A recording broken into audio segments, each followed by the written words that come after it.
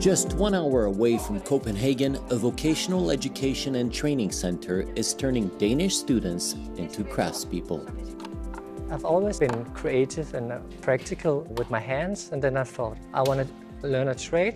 Then glacier popped up and it looked really interesting.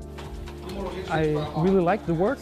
It's not like other types of construction works, typically a lot of manual labor. We do have a few heavy lifts here and there, but mainly it's quite nice work. It's never too late to learn new stuff, and when you're open-minded, it's always a possibility. As Europe works to cut carbon emissions, the demand for skilled workers is greater than ever. Vocational education and training centers across the EU are leading the way, preparing students to drive the energy transition. About 180 people are enrolled at this school, learning the skills industries are often looking for, such as glazing, roofing, and construction. Students split their time between the classroom and the workplace, discovering there are plenty of opportunities beyond the traditional academic path, and it's attracting people from all walks of life.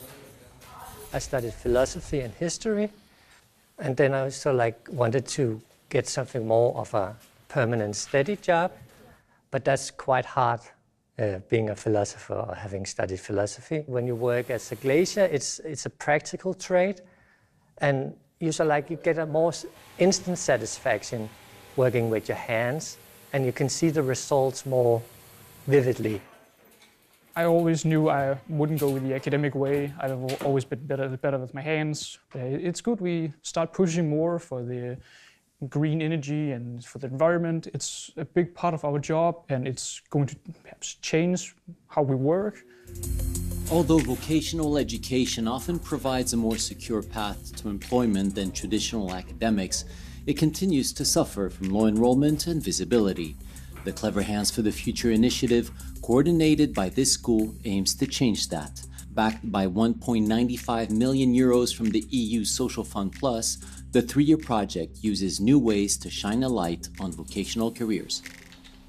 Projektets hovedformål det er sådan set at rekruttere, altså at få en masse unge mennesker til at tage en erhvervsuddannelse.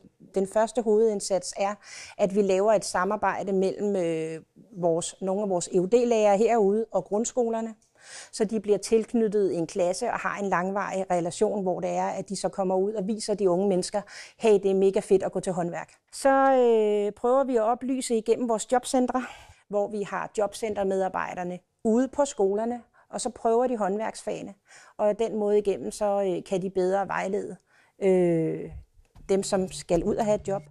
Between 2021 and 2027, the EU is investing more than 150 billion euros in education and skills, with a strong focus on vocational education and training.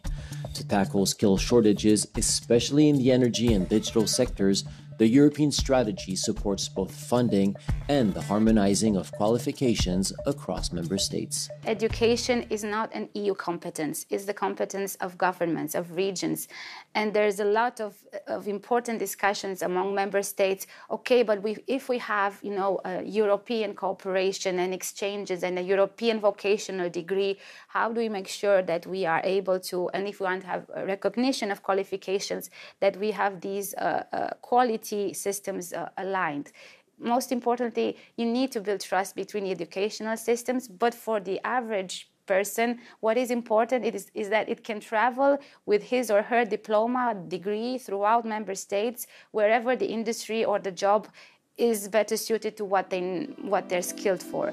The EU is also working to get more vocational students involved in international programs like Erasmus+, and to close the gender gap that still affects many trades. For Robert, this kind of support sends a strong signal to those wanting to explore alternative paths in life. The message I would like to tell is to think about it, and there's more options than you think. And maybe you have overlooked a good option that could be a really good way for your future working life. Europe's future depends not just on technology and craft, but on people with the skills to make them work.